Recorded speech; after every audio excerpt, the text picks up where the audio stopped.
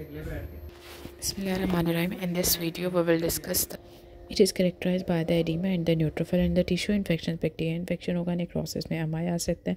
अब इसमें से इमीडिएट रिस्पांस क्या होता है? वेस्कुलर चेंजेस आते हैं, न्यूट्रोफिल्स आते हैं 24 आवर में, थर्ड डे पे मैक्रोफेजेस आते हैं। एक्यूट इन्फ्लेमेशन के मीडिएटर्स क्या होते हैं जो कि रेगुलेट करेंगे इन्फ्लेमेटरी प्रोसेस को? सेल ड्राइव होते हैं, कॉम्प्लीमेंट।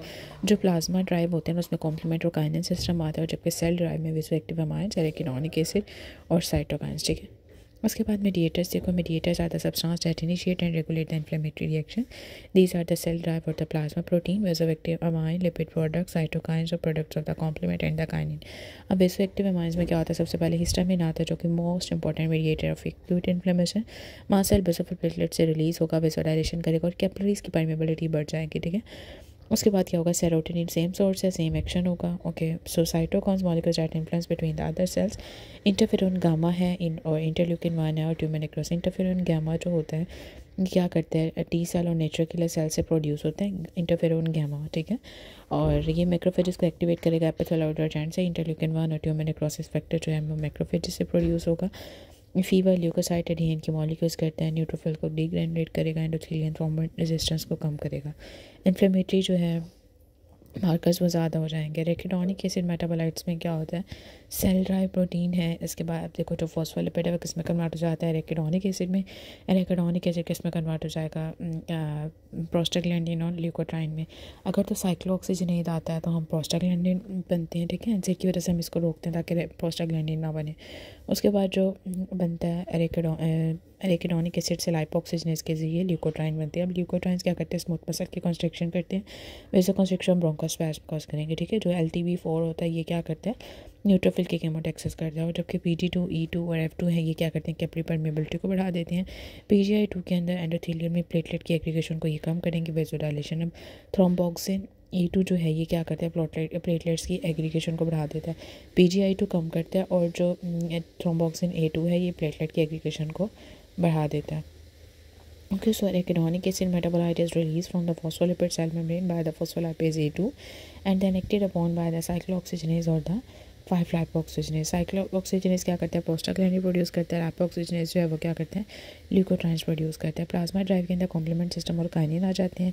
ये pro inflammatory plasma drive protein है डेट कॉम्प्लीमेंट द इन्फ्लेमेशन। अब C3 जो है वो कन्वर्ट कर देगा C3B और 3 में A में, और 5 जो है वो 5 कन्वर्टेज के थ्रू 5A और 5B में। ओके, सो 5 ये सारे मेम्ब्रेन अटैक कॉम्प्लेक्सेस। अब आपसे ये पूछा जाएगा कि 3A 5A जो है वो एनाफाइलिक टॉक्सिन है। ठीक है, और जबकि C3B जो है वो ऑप्सोनाइजेशन करता है, और इसके अलावा मोस्ट इंपॉर्टेंट है कि C5A क्या करता है? Neutrophil chemotaxis. Anaphylatoxin, neutrophil toxin का आपको पता है, न्यूट्रोफिल कीमोटैक्सिस का पता होना चाहिए। C5B C6 9 ये क्या है? साइटोलिटिक होते हैं। अब इसमें दोबारा से देख लो कि प्रो इन्फ्लेमेटरी सीरम प्रोटीन होते हैं। इसमें प्रो इन्फ्लेमेटरी साइटोकाइन्स जो होते हैं ये क्लासिकल पाथवे, अल्टरनेटिव। क्लासिकल के अंदर C1 जो है वो IgG और IgM के साथ बाउंड करेगा। अल्टरनेटिव के अंदर ये एक्टिवेट करेगा कॉम्प्लीमेंट को। मैनोस बाइंडिंग जो होते हैं वो मैनोस के साथ बाइंड करते हैं। इसके अलावा नेक्स्ट फिर देखो C3-5A एनाफाइलिक टॉक्सिन है। C5A for the neutrophil, 3B for the phagocytosis. MAC जो है ये माइक्रोब्स को लाइज करते हैं। काइनिन में प्लाज्मा ड्राइव आ जाते हैं, इसके अंदर फैक्टर 12 जैसे हेजमैन फैक्टर भी कहते हैं। रेगुलेशन फिब्रोनेटिक पाथवे को, कॉम्प्लीमेंट सिस्टम को और कैलिकरेंट पाथवे को एक्टिवेट करते हैं। कैलिकरेंट पाथवे के थ्रू ब्रेडिकाइनिन प्रोड्यूस होता है जो कि वेसोडाइलेशन करता है। इसमें भी सेम उन्होंने यही बात दोबारा से एक्सप्लेन किया है। मीडिएटर्स में आप याद रखोगे कि जो पहले हम वेसोडाइलेटर याद कर लेते हैं। इसके अंदर histamine, serotonin, bradykinin, prostaglandin, I2 याद रखना है, और पेफ प्लेटलेट एक्टिवेटिंग फैक्टर। जबकि वेसो कंस्ट्रक्शन के अंदर आपने थ्रोम्बोक्सिन, ल्यूकोट्राइन्स और PF। ओके, कैपिलरी परमेबिलिटी के अंदर histamine, serotonin, bradykinin and leukotrienes. Anaphylatoxin में C3-5A है। ऑप्सोनाइजेशन में C3B और IgG है। साइटोलाइसिस में MEK है। पेन के अंदर PGE2 ब्रेडिकाइनिन है। टेम्परेचर में इंटरल्यूकिन TNF है।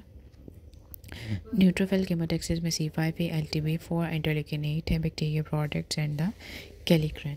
इसमें भी सेम यही बताया हुआ है। वेसो कंस्ट्रक्शन में थ्रोम्बोक्सिन, ल्यूकोट्राइन्स है। वेसोडाइलेशन में prostaglandin, bradykinin, nitric oxide. Anaphylaxis में 3-5-4A है। न्यूट्रोफिल केमोटैक्सिस में C5 LTB4 है। ऑप्सोनिन में C3B IgG है।